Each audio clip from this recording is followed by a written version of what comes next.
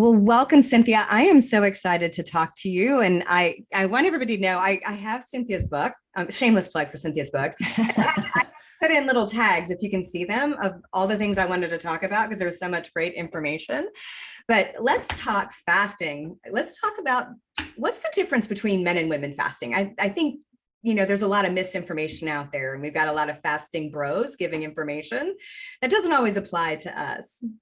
Well, and I mean, let me be really clear. Much like anything, men and women physiologically are not the same. We do share some characteristics, but women's cycling hormones day to day, week to week throughout our menstrual cycles really necessitate a different lens for fasting. And then, you go from cycling women at peak fertile years versus perimenopause and menopause. And I like to really remind women that we should lean into our physiology, lean into our menstrual cycles, not feel like we have to apologize for them.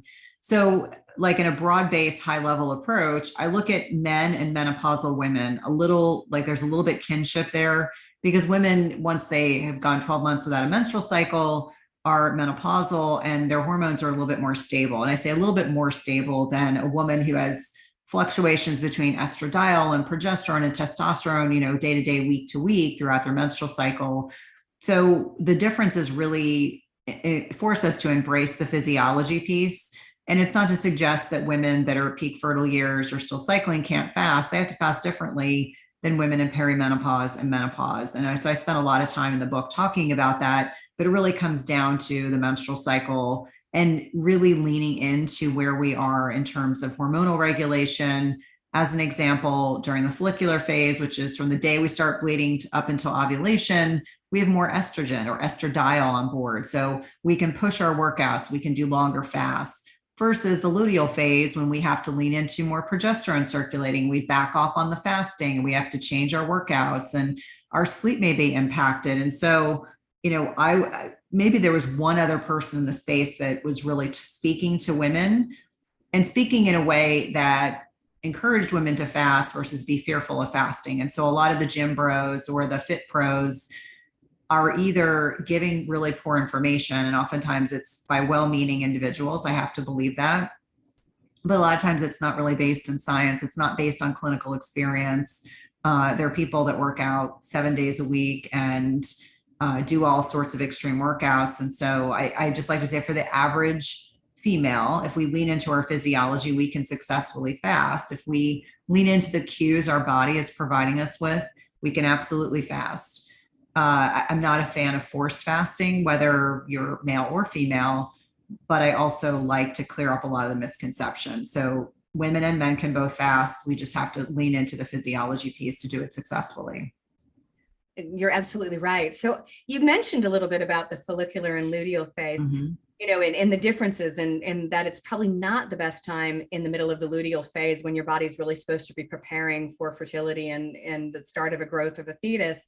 So, what are the other things that people need to think about that phase, and why fasting isn't necessarily the best thing to do, particularly longer jaunts of fasting? Yeah. Well, I mean, with progesterone, more progesterone circulating, you're going to change up your macros. You're going to do different types of exercise. It doesn't indicate that you should not do periods of digestive rest, which is like a 12-hour, I call it digestive rest because it's really technically really not fasting in my mind, but you're still doing benefits by having a 12-hour period of time in which you're not eating. So, those 5 to 7 days preceding your menstrual cycle, you may eat 3 meals a day. You may up your carbohydrate intake, healthy carbs, not the junky carbs. If you're craving chocolate, it's a sign that you're not getting something into your diet. So I think in a lot of ways that if we lean into what is going on, our body is preparing for the potential of a fertilized egg and a potential, pregnancy. And so we want to be giving our body all the nutrients that it needs. We want to be leaning into, progesterone's, benefits, and to not feel that we have to do really long fasts. I'll give you an example. I have several physician friends who intermittent fast, and I got a text from one a few days ago saying, "Oh my gosh, I'm barely making it to 16 hours.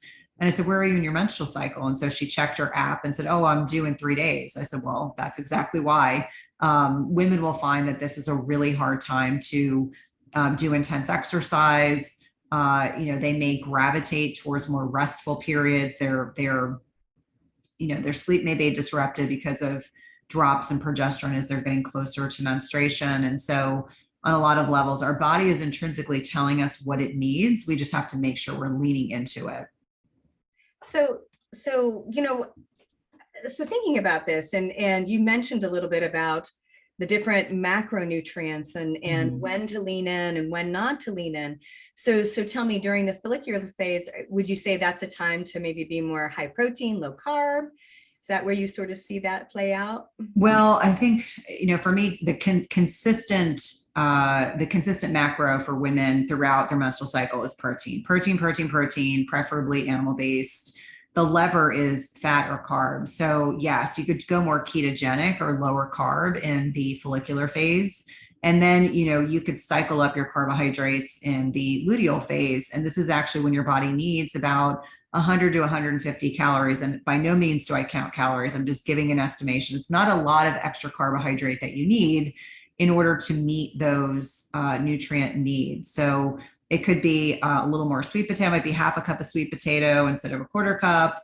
I'm not a huge fan of gluten, so I would definitely encourage women to get their carbohydrates from non-starchy vegetables. Maybe this is the time maybe they have half a cup of berries, or they're leaning into root vegetables, really getting whole food sources of those carbohydrates to kind of round out their diet.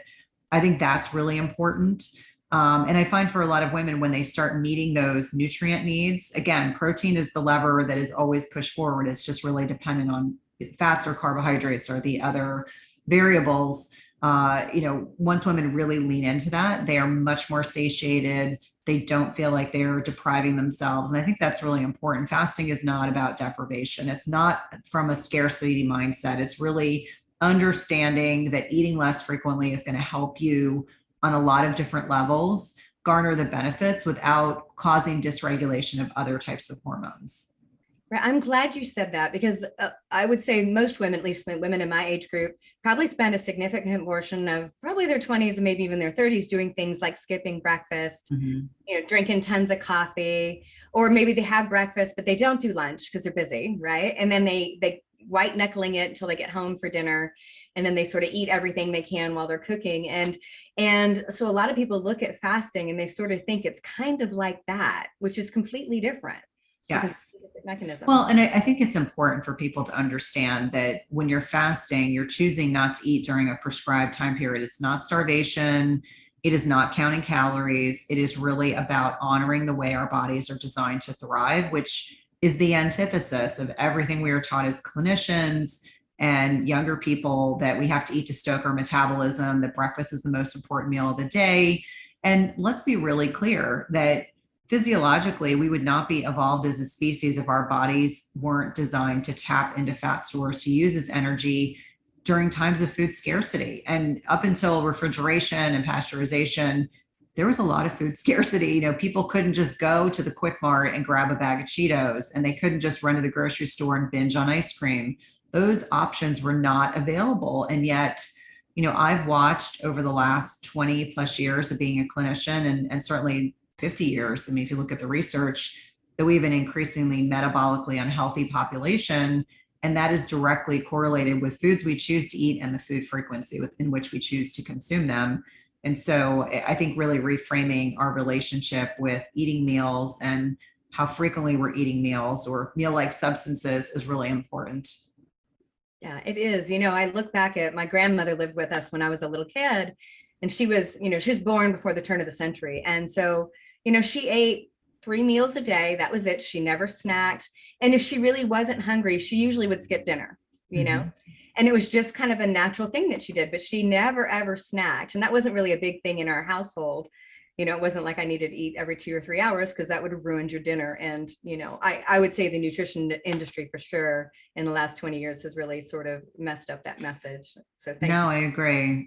And I think, I was raised by an Italian mom, and my mother was very big on getting us, we were supposed to be outside in the sunshine every day. We had our 3 meals and that was it. I was not allowed to snack. And, things that are now very popular, like organ meats and having a lot of bitter vegetables were the mainstay of a lot of what we consumed. And so I think if we get back to basics, we don't have to make it complicated, but if we get back to basics, then that's hugely impactful. And I think, much to your point, my grandmother was the same way. Oftentimes she would skip dinner, and certainly, like, as I'm getting older, there are some days if I eat a really big lunch, I may not eat dinner. And so I think it's important for us to not feel like we have to ascribe to this, eat snacks and mini meals so that you stoke your metabolism and eat every 2 to 3 hours. Because if we do that, we're just going to remain as metabolically unhealthy as we are.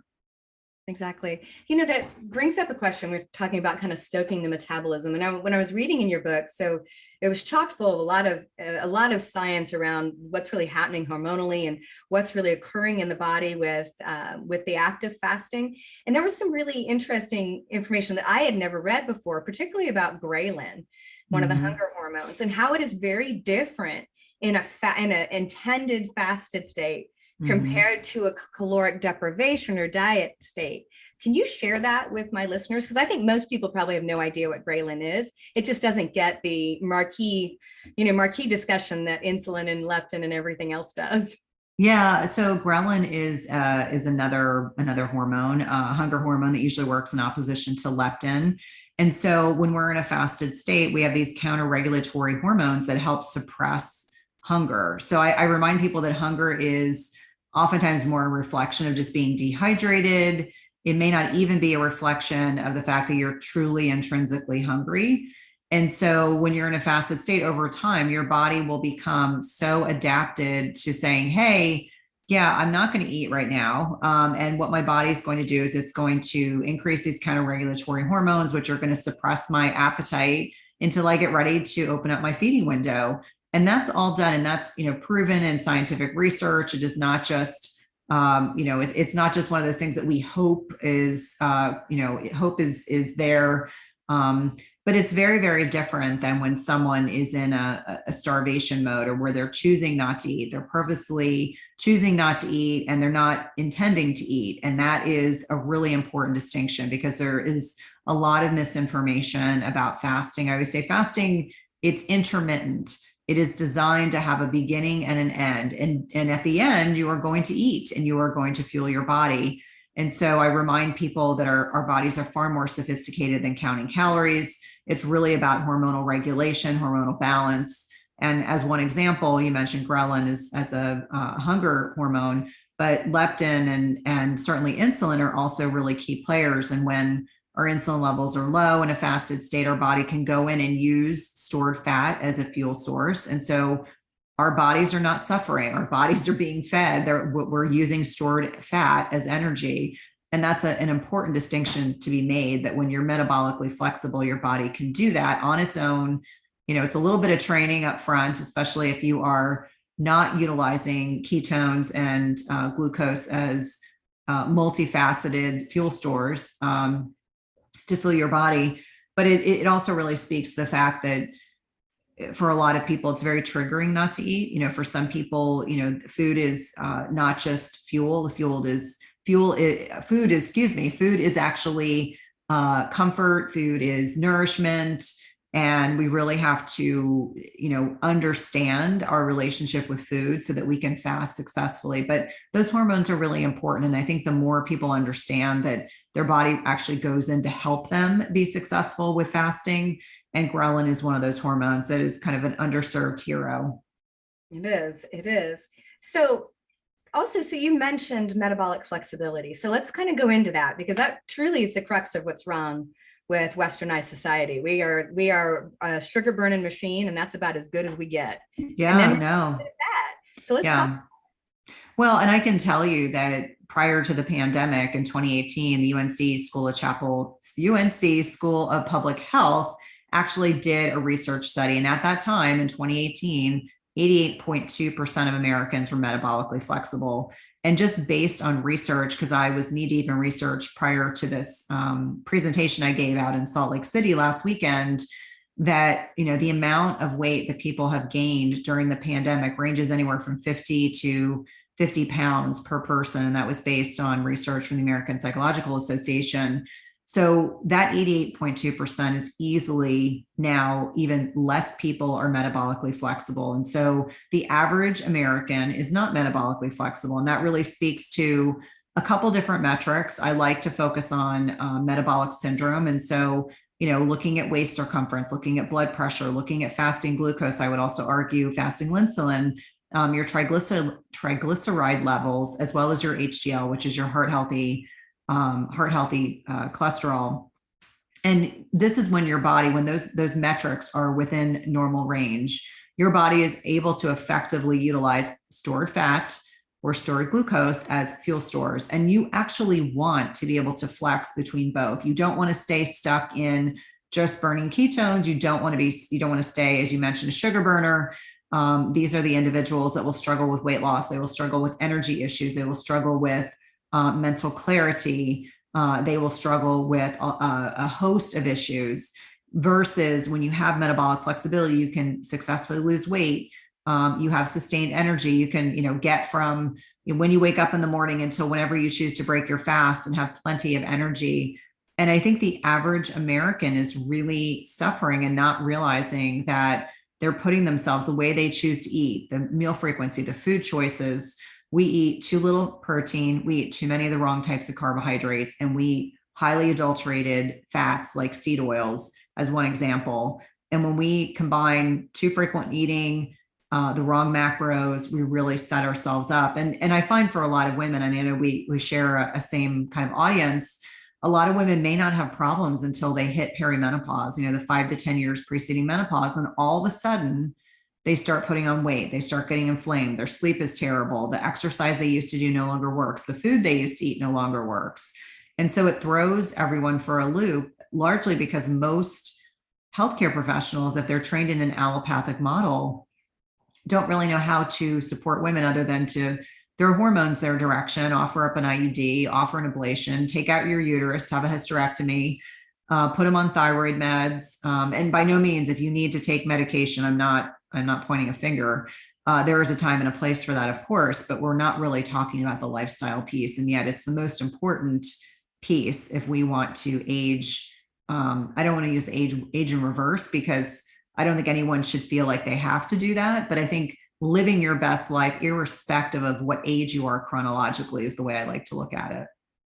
Yeah, it's I would say the travesty that we see in just our population is it's walking us all to an early grave. We're gonna have a shorter lifespan than our parents did as a population, and then our children for sure are looking at a shorter lifespan because of this metabolic inflexibility, and really the lack of the medical system being able to help, really drive that message home. So that brings me to, let's talk a little bit about kind of fasting, and what kind of fasting errors are people making? Because I think we said, there's a lot of different types of fasting, and then there's a lot of different recommendations out there that I think just people struggle to understand. Well, I like to start with the basics. I think there are a lot of well-meaning people out there that are not clean fasting. And so if you want to get the best results, you want a clean fast. And what a clean fast represents is that you are consuming beverages that are not going to evoke an insulin response. Remember, insulin is not a bad hormone, but when you evoke an insulin response, if your body perceives food is coming, it'll start creating the machinery to deal with the potential for food. So bitter is better. Bitter in nature is going to not evoke an insulin response. And so I think about black coffee, bitter teas. Bitter does not mean celestial seasonings, apple spice. It means black tea, green tea. It is not designed to be sweet. And for most of us, our palates are so conditioned to eating sweet that it is a bit of a jolt to actually consume bitter teas, bitter coffees. And there's ways around this. I'll give you one of my tips.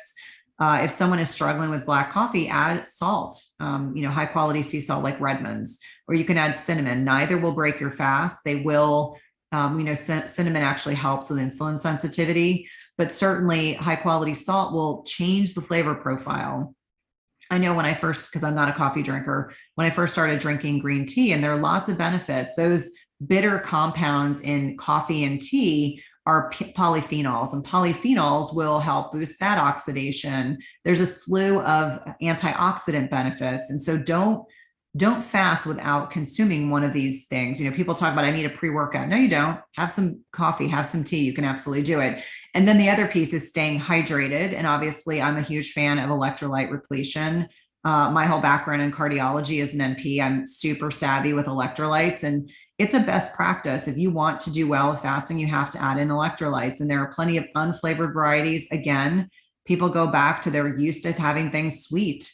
I certainly make a product called Simply Hydration that is completely safe to take while fasted.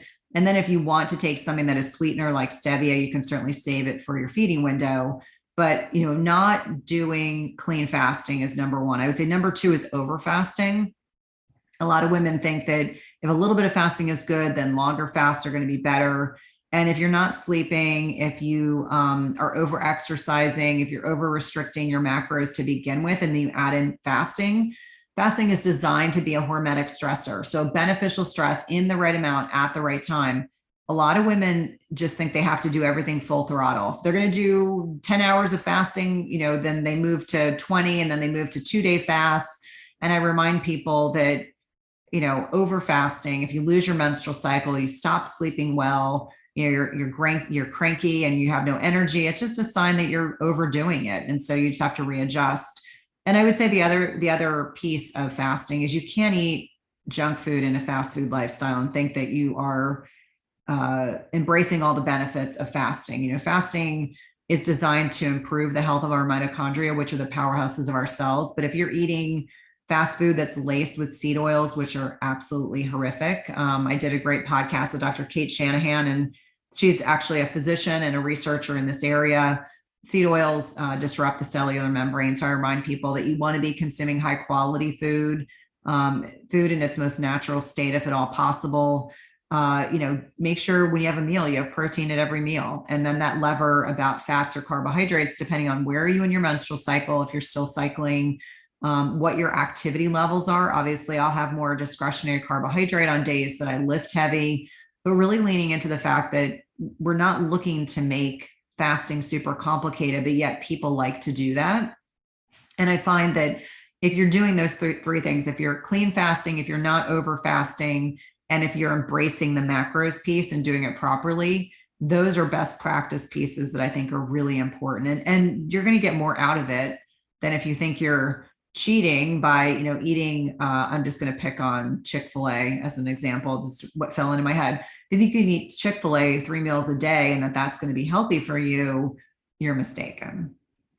Yeah, I agree with you. I'm thinking of a client who got into fasting. If it was good, it was better, then more, then longer. And I kept telling her, slow it down, slow it down. You don't need to do it that frequently. And her weight actually started going up because all of her body signals were like, this is more than what I'm ready for. So I'm going to save. And so that more is better is always part of that. And I also find sometimes, the people that are real hardcore exercisers that are maybe doing fasting for the first time that do not want to give up that extremely intense, whether it's like, no offense, Orange Theory, like a hardcore Orange Theory class or a hardcore HIIT. And I'm like, okay, if you're maybe doing an extended fast, you're actually doing 24 hours or slightly longer than that, you do not need to be going and doing a 45-minute highly intense HIIT class for a personal best.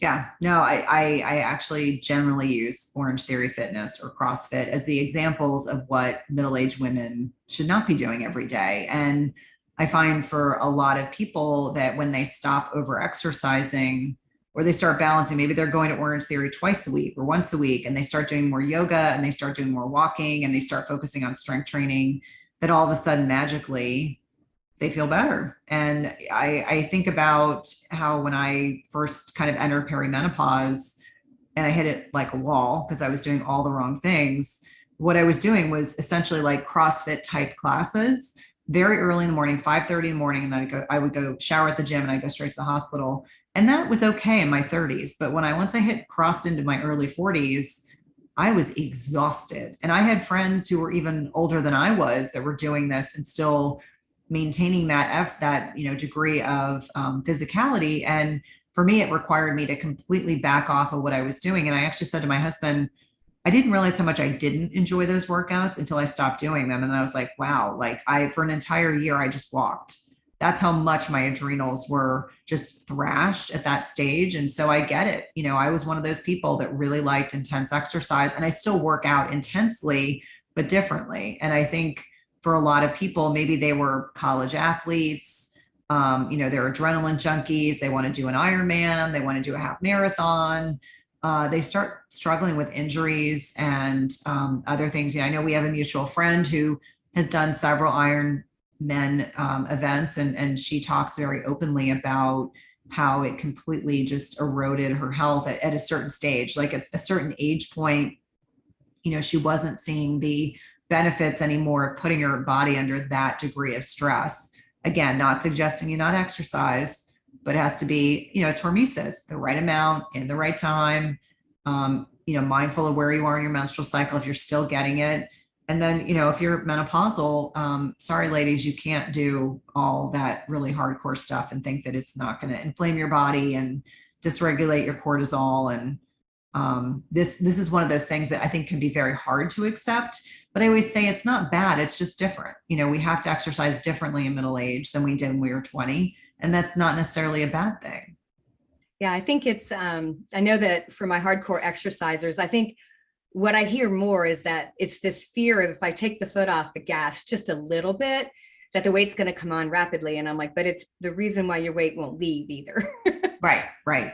Exactly. It's that inflammation piece, and people don't recognize it as such. They start getting like chronic, overuse injuries, whether it's a foot, a knee, a hip, things that, they don't realize it's their body's way of telling them. And then it's also, quite honestly, these fluctuations in estradiol, estrogen is this anti-inflammatory, has a lot of anti-inflammatory properties, but I remind women that, your physiology as you're going through reverse puberty necessitates that you have to do things differently. Like I can't tell you how many women will say, I never had this much, fat around my hips and thighs and everything until I went into menopause. And, I don't like this. And I always say we have to get our physiology to work for us, not against us.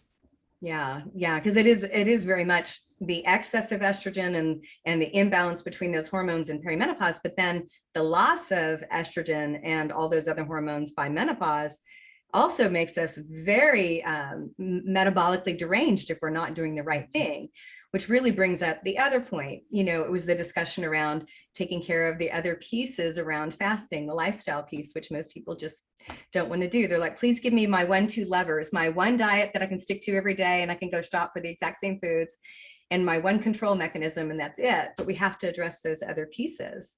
Absolutely. And if you don't address the lifestyle, you're not going to be in a position where you're going to ultimately be successful.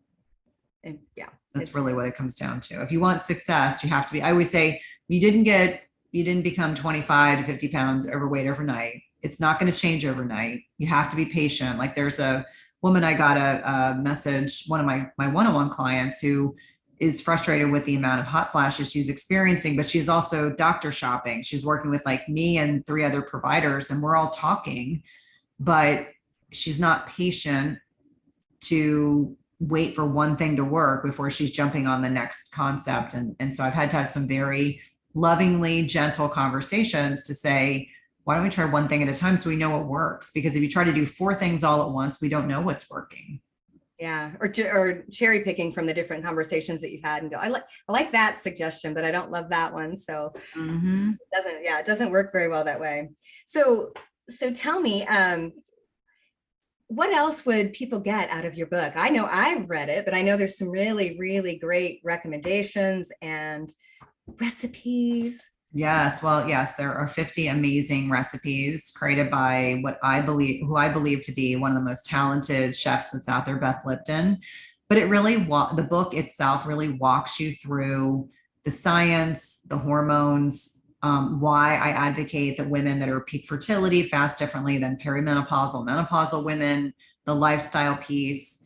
We dive deep into a 45-day program, which I have carefully cultivated over the last 3 years, almost 4 years, which is hard to believe.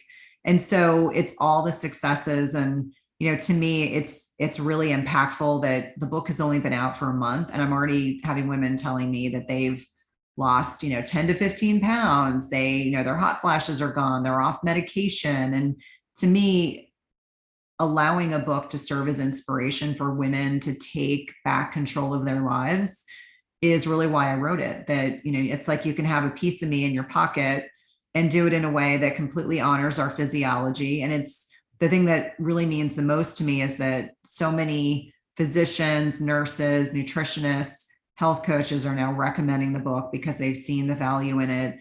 And that to me is, the greatest kind of support I could ask for, that if clinicians in particular are able to recommend it to their patients and say, read this book, because I can't spend 5 hours with you talking about fasting.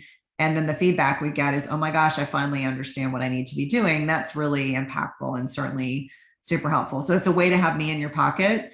Obviously, there's a lot more to the book than that, but it's written and designed to empower you so that you can take back control of your life and not feel like you're not in control anymore. Yeah, it really is. It really is a 45-day plan, but it has a very 45-day plan for you to implement it so you can keep fasting in your life as a lifestyle. I always tell people you can't do short-term solutions and strategies for a long-term effect. You have to take those and then implement them and keep what works. And so it is a great book and a great set of resources for somebody trying on fasting, or especially if they've done fasting and it wasn't working, because they have probably done some of those things that you mentioned that just were causing it to not work out. Yes, absolutely. Absolutely. But it's a tremendous honor to be able to, share a program that I created out of a talk that was very successful a few years ago, and then be able to allow people to have a book in their home that they can use as a reference point for years to come. So can I tell everybody where to get it? Obviously, all the major booksellers. Yeah, I would say Amazon, Barnes and Noble, Target, your local bookstore. I always tell people, especially with the pandemic, please go to your local bookstore and give them some love. I know Books A Million is carrying it, but it's being carried in even small shops. You can connect with me online at www.cynthiathurlow.com. You can connect and hear more about my podcast, Everyday Wellness. I'm all over social media, probably most active on Instagram, but I'm on Twitter where I can be a little snarky. And then also I am, active on Facebook. We've got a free Facebook group called Intermittent Fasting Lifestyle / my name. You're more than welcome to join a really lovingly supportive community. I always say I'm anti-drama, so I have no problems, getting people out if they can't be supportive of one another, but it's a really great community of women and actually men too. Yeah, great. Well, Cynthia, this was such a great conversation. And I'm happy you helped clarify some things around fasting that I hope my tribe and everybody who's listening can really latch on to. And everybody go get the book, because you need those guidelines. And thank you so very much. No, thank you. I've been looking forward to our conversation. Yes. Awesome. Well, thank you everybody for listening to This Functional Life, and we'll see you next week.